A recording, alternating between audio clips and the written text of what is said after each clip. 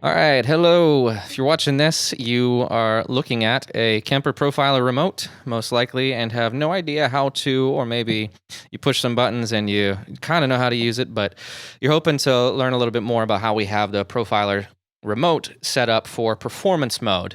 So the first thing you want to do is on the Profiler, switch the knob, the power knob, over to Perform if that has not already been done so for you. But right now I want to walk you through just really the Profiler remote, which is really going to be your only interface for using this thing live. So down here on the bottom, we're going to start with a 1, 2, 3, 4, 5. We've got this broken up into different patches, so you can see the names here.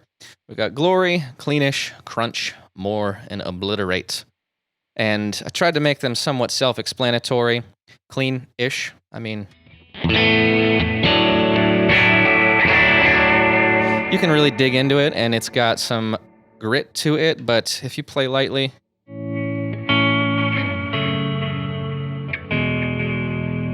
it's clean-ish, so yeah. But that's really where you're going to want to start your tone, just playing really, if you want to get a good clean tone, this is where you go. Because Glory, as you will hear it, it's quite glorious. Listen to that. So this is kind of a go-to swell patch if you're just in a panic mode and you want something that's going to be able to have a lot of decay and kind of compress nicely with your swells like I'm doing right now. So a single note swell or a chord like that. You can kind of hear every note because I've got a overdrive over here right now, which we'll get onto later, but that's just goes to, I just wanted to show that don't start at 1.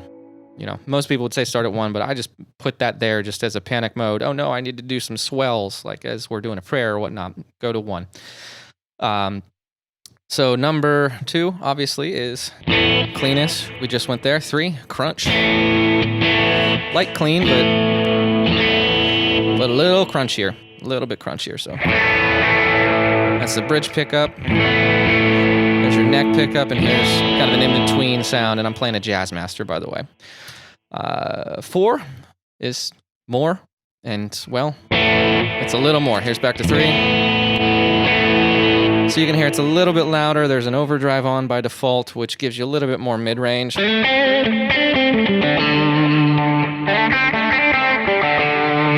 you turn that off,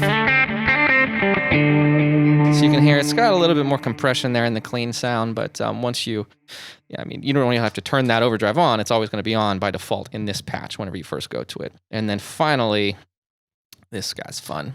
Obliterate.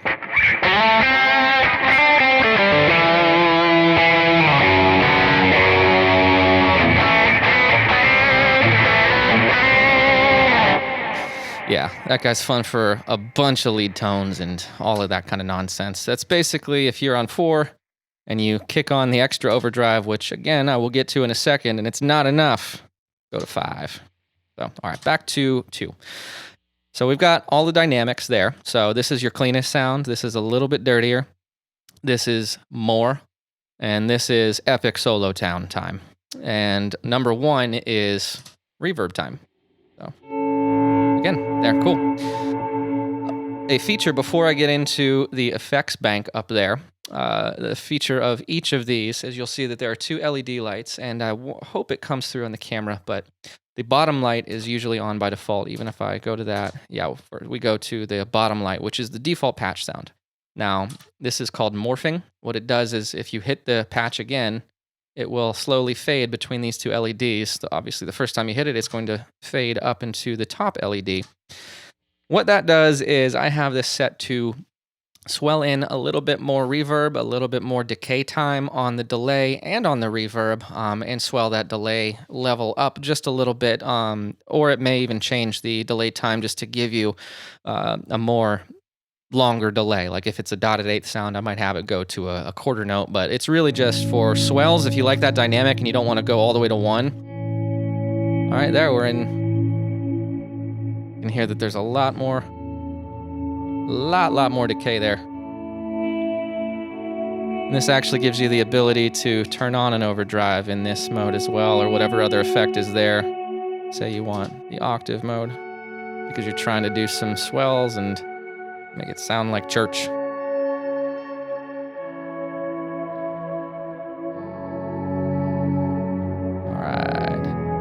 that's what the LED does. I'll show you on 3 as well here. If we go, you just heard that it all kicked in. And the reason why I jumped to that is because I didn't give it time to load. You need about like 3 seconds for all of the effects to kind of load up in the DSP on the back end. I mean, it is a computer, so it's not a real amp.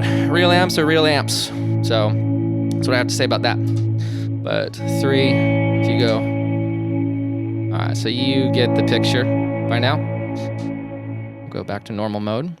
And every single one of these has a reverb mode, or, you know, glory mode, or swell mode, or whatever you want to call it. If you hit it again and it goes up to that LED, that's how you know that it's there. Or if you look down and you notice it's on the top LED and you wonder why you have so much reverb on, that's probably why. So let's go back here to 2, the cleanish sound. And why don't we, I gotta stop and start the camera. So we are on 2, and we're gonna talk about the effects blocks. So green is always going to be a reverb or a delay. In this case, it is delay. So I want to go through each of these and explain the effects blocks and why I have them there. So by default, this guy has a reverb on. Now, if you're playing something like Your Love Never Fails and it's got that intro riff where you just need no delay on, I would go to number 2. If you need like a clean sound with no delay, like a rhythm type thing, just turn the delay off. Just go up here, as you can see it loads on by default. Just click that button, just like you're hitting a normal pedal on a pedal board. And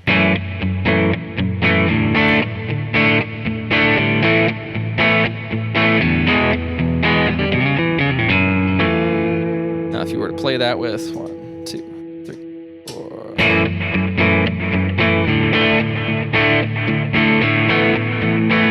So it doesn't really sound as, you know, the right way with that delay on. So turn that off.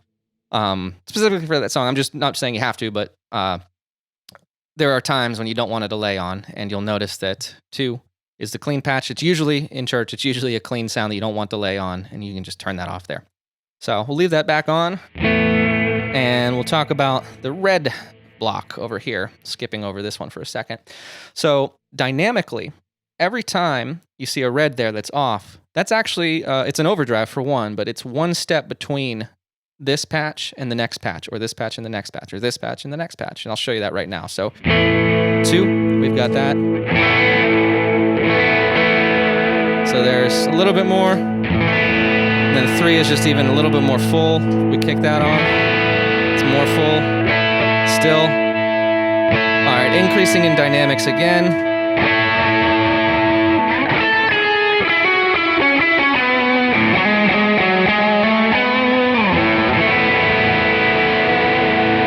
So for most people, that is actually going to be the loudest that you'll ever need to be as far as lead tone goes. I mean, that's a pretty epic lead. Let's see.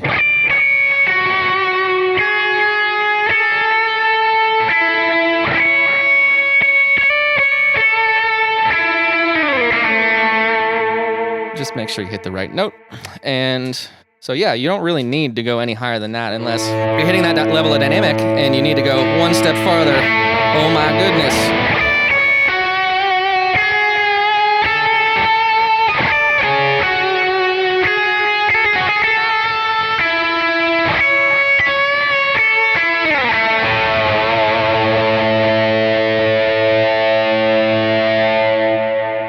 And that's what I was mentioning earlier with the more delay time, so sometimes it's fun to swell out like that. Anyway, back to the number 2. We've covered so that most of the time, actually every time that there is a red LED light there that does not have the white indicator on next to it, turn it on, and that is the next level of drive. If you don't like going straight to 3, you want something in between it, there you go. Same with 3 to 4, you don't like going straight to 4. Red, turn the extra. There, turn that overdrive on. So let's talk about this little block, the white block. This is an octave effect. You can think of it like a pog or a whammy, but in this case, it's just, there's no expression pedal tied to it. It's just, it's kind of, not exactly like a pog. I mean, it's the best thing I could put in the Kemper for it, but it is an octave effect. So if I'm doing that and I want it just to stand out a little bit more. Again, you'll see I kicked on the other delay over there. I'll tap in. 3, 4.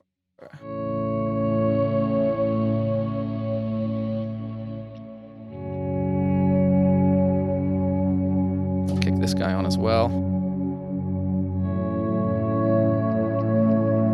as opposed to just this. So it just adds a little bit extra complexity. It's something you can have fun with. Don't use it all the time, but it's just like an extra little effect that just adds a lot to a part sometimes. I'm gonna move.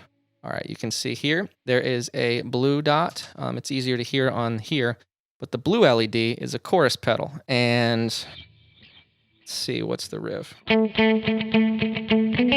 Yeah. Like in This Is Amazing Grace, like, yeah.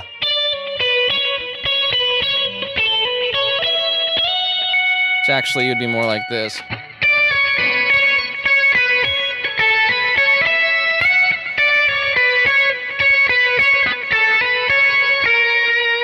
And you will play it right. There we go. Sorry. Cool. But that's a chorus. I don't usually like chorus, but there are some times where it calls for it, like in...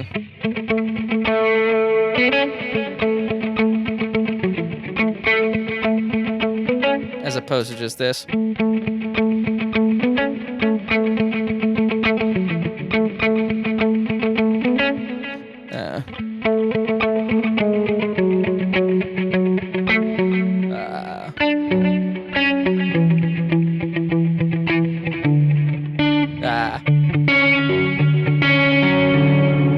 Should have practiced before I actually did this. Sorry. But all right, chorus pedal, cool. That is really the only difference in any of these patches. So yeah, you'll see that every single one, and yes, every single one has a white LED somewhere. This first one does have a chorus pedal as well, which sometimes is cool when you're doing swells. I tend to like chorus more on swells than just a part like I was pretending I knew how to play earlier. And here's this without the swells. Sorry, without the chorus. With again. Might be easier to hear on a single note. Yeah.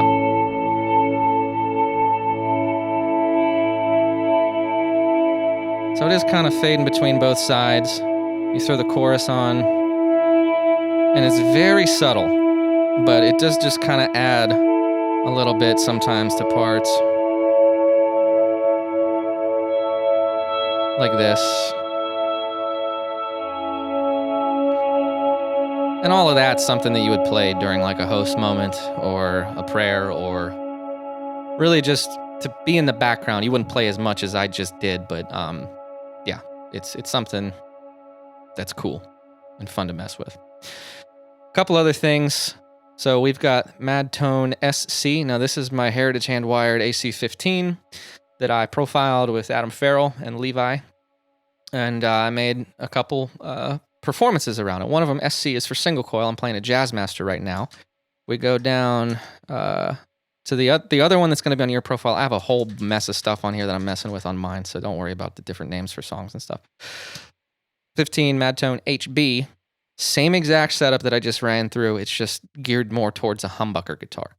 So if you've got like a Les Paul or something with a humbucker in it, try the HB one if the SC doesn't work for you. But most people that have been playing at Northway tend to have single coil guitars, but there's a handful that also have humbucker guitars, so I didn't want to leave y'all out. Anyway, that is the Kemper Profiler Remote. Oh, one last thing. There's a tuner, and it is what's called a strobe tuner. So you'll see this. If it's moving generally to the right, that means it's sharp. If it's moving generally to the left, it's flat. Now, it will never be exactly still. The idea is just to get the movement down to a minimum. And actually, there's a number readout there as well. I don't know if you can see it on the camera, but it will tell you how many cents you are off. The goal is to get 0, but you are never exactly at 0. I mean, a guitar is an imperfect instrument, so it's never going to be perfectly in tune unless you have like a fan fret thing. But yeah, tuner. If you have a volume pedal, it is going to be set such that, let me go grab this one. So if you move the volume pedal all the way to the heel position, the tuner should automatically click on. There you go. And then go back up. So you don't even have to push that. But if your profiler doesn't have the volume pedal plugged in, hit that tuner button. You're in tuning mode. And actually, in between songs, I would turn your volume pedal on, turn the tuner on, turn the volume pedal all the way to heel position, or turn the tuner on. Really just to mute yourself. Here, listen. Hear that? That's that nice 60 cycle hum that everybody loves to listen to in the middle of a prayer. There, that's even better. Boom, gone.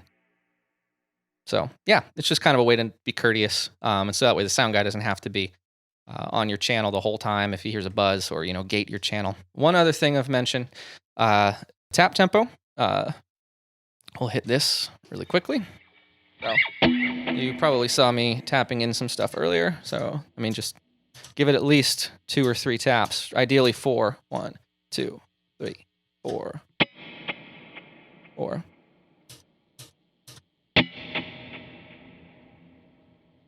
And you can also actually, I don't have, this is on a desk, so I can't hold my foot down and demonstrate this right now, but if you hold it and just play like I'm doing right now, if I were to hold that down, here, it would actually have moved that tempo for me. So if you push and hold on tap and you just play rhythmically to whatever you're doing, it will find the tempo for you. Me, I'm kind of old school. If I'm going to tap a tempo in, I'm going to tap a tempo in rather than let it figure it out for me. My camera ran out. So, bye. Thanks for watching.